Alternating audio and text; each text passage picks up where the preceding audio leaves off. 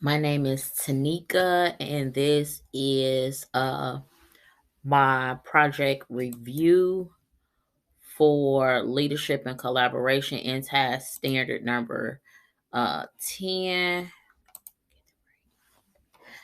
This is a good this is my name is Tanika Reed. This is cohort 6 of the Teach Now program. This is module 8 at unit 10, leadership and collaboration in task standard 10. In this video, I will quickly go over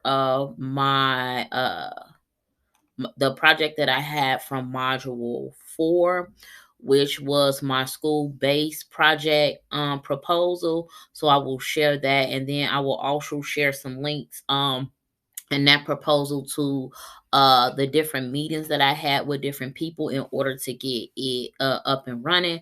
I also included some of the pending questions that members from my cohort left on my original proposal, which came from unit 4.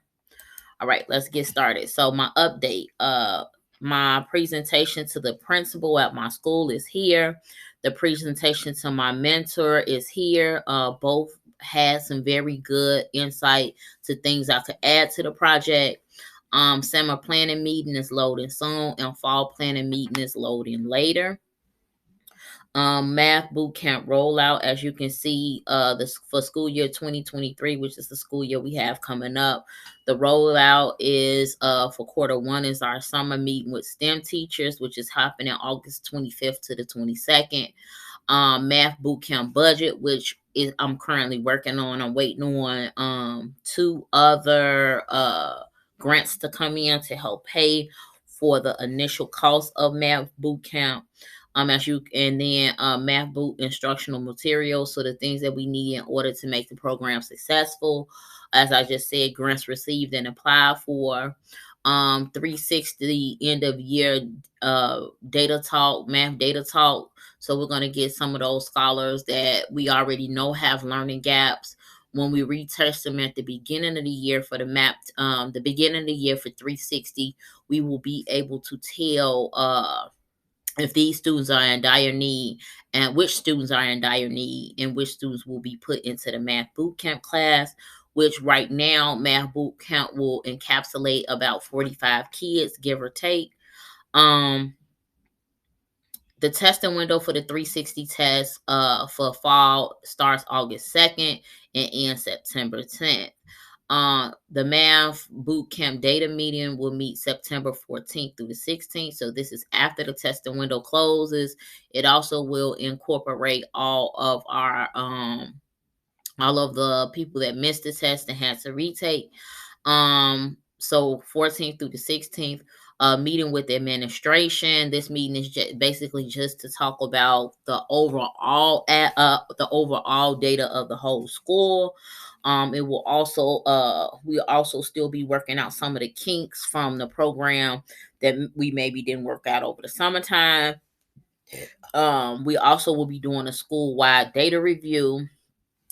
Teacher recommendations with data to support enlistment. So not only will a scholar be able to enroll in math boot camp based on your testing data or test scores, but they can also come in under a teacher's recommendation. So I decided that we would probably need at least 1 or 2 seats per grade level that will be left to teacher recommendation. And this was mostly either for new incoming students that maybe didn't have 360 data before they came, or from last year, and maybe missed that testing window in the beginning of the year testing window. This teacher recommendation will have to come with data support for enlistment, meaning that they would have already started to roll out curriculum and teaching curriculum and have some either exit ticket scores and or quizzes and or module assessments. This basically tells us this is the rollout of how many scholars I was thinking of per class. No more than 15, but I'm really trying to limit this to like a couple, just a few just maybe 10 to 12 students, because I know a smaller class, a teacher will have bigger learning outcomes or larger learning outcomes. Each student instructor will teach one grade level below the grade that you teach now. So if I teach fifth grade math, I'll move down and teach fourth grade standards. And then we have a math boot camp budget review. The classes will be math boot camp first, second, third, fourth, and fifth. Um, I'll be having math boot camp instructional training September 20th through the 22nd. All of these dates have been included in my project proposal with payment. This is also the first date I'll send home flyers just to have like the program up and buzzing. I do have a say the date flyer, so I can get parents already you know expecting that this program is happening, and they're then just waiting on the information that they need in order to be sent home. But the one thing that I did do before at the last parent report card pickup that we had was I started getting the buzz started now. Like if I started an after school boot camp at this school, would you how successful would you accept it, how would you allow your scholars to attend an after school program?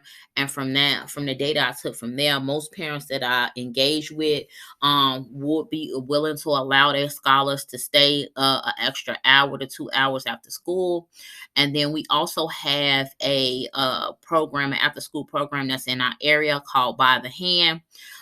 So By the Hand, when we have after school programs, they actually send the bus around after the after school program to pick up the scholars that's enrolled in the By the Hand program. Um, then we'll be meeting. Start date is going to be tentatively September 26th. The instructional training will be September 20th through the 22nd. More details coming soon. Me and the MTSS, the MTSS person, I don't know, the MTSS teacher, will be attending a training from the company that's sending us our instructional material. We just have to solidify the dates for that, and then we will train together, me and her, and then we will do instructional training for the staff at our school September 20th through the 22nd.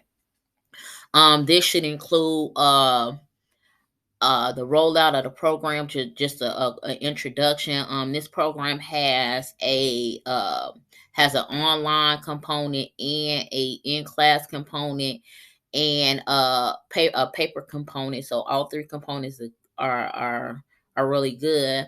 The online component is not only student, but it's also staff. A lot of the online components will allow teachers to access data and be able to quickly access data. A lot of the tests that we are buying through this program is online, so you get your data immediately, and it's also stored immediately. So a lot of the things that will be in this training is around how to utilize how to utilize the curriculum to support our learners, and how to use that data that we get to move the scholar up to the next level in our camps. So I say all of that to say this is that that our tentative start date is the 26th. This is not complete after the first meeting. I will add and take away items. So if need be, I will add items. If need be, I will take items away. Now, I say all that to say this is that the InTASC standard that we are working on is leadership and collaboration. Leadership and collaboration, the things that I learned about actually putting this together. So one I had a vision of help. So I have a vision of helping scholars achieve the maximum benefit of education post pandemic. And it's built around learning and gaps in learning that they have. So So after talking to parents, talking to the principal, talking to other STEAM teachers, I also found out that they have some of the same concerns that I have. So taking those concerns and thinking about what can I do in order to at least bridge the gap in math, because that's what I teach, was to come up with a program called Math Bootcamp. Now, this boot camp in turn will help the scholars that have a very big deficit. So this deficit is not one that you could easily make up in a small group in your math class and be able to see progress. So I came up with the idea of Math Boot Camp. And then Standard 10 Leadership and Collaboration says that teachers seek appropriate leadership roles and opportunities to take responsibility for students' learning, to collaborate with learners, families, colleagues, and other professionals and community members to ensure learning growth and to advance the profession. So, the performances that I think Math Bootcamp specifically plays into is performance task 10A. Teachers take an active role on the instruction team, giving and receiving feedback on practice, examining learners' work, analyzing data from multiple sources, sharing responsibilities for decision making, and accountability for each student's learning. So I think this is seen throughout this whole idea of Math boot camp. So it took me analyzing the data from the last standardized test we took to really realize like the big gap in learning. And then when I saw because we have a planning document, a data planning document, when I was looking back over the past test, the beginning of the year, middle of the year test, I noticed that some of the same students had that same gap in learning. And even though they didn't have a regular homeroom teacher in the classes that did, the curriculum that was being taught so high that it was hard for them to access it without heavy supports. So I thought about like what could I come up with in order to support their learning, and Math Boot Camp was born. When I pitched it to my cohort at Moreland, I received some feedback from my instructors and my cohort members. So I went in and I examined it a little bit more. I also talked to my mentor. She gave me some really good ideas. My instructor gave me some really good ideas and gave me some really good probing questions for me to sit down and really think about. I shared the program with my students, and I also shared the program with their parents just to get them prepared. Like this program is coming. A lot of them was really enthusiastic about it. A lot of them and they have multiple like sisters and brothers at the school was like, yeah, we really need a program like this, and to let me know if I needed anything because they would be willing to help me out. So I thought that was really good. I also talked to other teachers at my school, which plays in the 10B. The teachers work with other school professionals to plan and jointly facilitate learning on how to meet diverse needs of learners. So I also talked to other teachers at my school. So I talked to the STEM team, which I'm a part of the STEM team because I teach fifth grade math. I also talked to my diverse learning teacher, which is Miss Johnson, just to see and to make sure that we are that once we roll out this program, that it is conducive to helping a wide a range of people, which I do believe because of the way we rolling it out, that no matter what grade you are in, you will enter the level of math boot camp that you need to be in to heavily get the supports. So this program is to meet the students where they're at and to challenge them to move to the next level in math boot camp. Then I have my performance 10C. Teacher engages collaboratively in school-wide efforts to build a shared vision and support culture, identity, common goals, and monitor and evaluate progress towards those goals. So I do believe that Math Bootcamp is set up in a way that if you're in the first level of Math Bootcamp and you're trying to get to the second level, in order to accomplish that goal, you need to have you need to have at least 4 weeks of successful testing that will move you up to the next level in math boot camp. So even engaging around those type of things, in which we haven't really me and the teachers haven't really sat down and talked about it in detail yet, which is coming during our teacher institute week. So we're gonna really sit down and talk about some of those things. Monitoring and evaluating the progress towards those goals is going to be a very easy go at it, because of the program that we're going to buy. It has a online component that allows us to monitor and track data, and from our data talks, we'll be able to say this student is doing exceptionally well, we can move them up. This student will need to stay maybe a week or two more, and then doing the next testing to see if we can move them up. So it'll be just as easy as that. I also plan to pay the teachers that will stay at the school. The school will cover some of the bill, and some of the bill will be covered by a grant uh that I've applied for, in which I applied for a few. So I'm just sitting waiting to see if they will allot us some more money, and if they do, if we can use it towards teacher salaries for after school. Um, so that leads me to 10E, working with school colleagues. The teacher builds ongoing connections with community resources to enhance student learning and well-being. And this is saying, like, through other after school programs that we have in our community, that if I do decide to run math boot camp, that these kids won't lose out of being serviced by those organizations. They just will are in agreement to come and pick them up at a later time, which is really good for me, because the issue with pickup won't be an issue to why your scholar can't attend math boot camp. Also with the parents that are transporting their scholars on their own, it's just simply you coming to pick up your scholar 2 hours later. So that has already been discussed, and they are just awaiting my the green light, saying that this is going to happen. 10F, the teacher engages in professional learning, contributions to the knowledge and skills of others, and works collaboratively to advance professional practice. I think that's being seen, because we are going to have professional learning communities around the new curriculum that we're going to institute for math boot camp, and so we're going to have trainings. Me and the MTSS teacher will go to the mandated training by the curriculum company, and thus take what we learn from there and disperse it amongst the people that are going to service our scholars during math boot camp.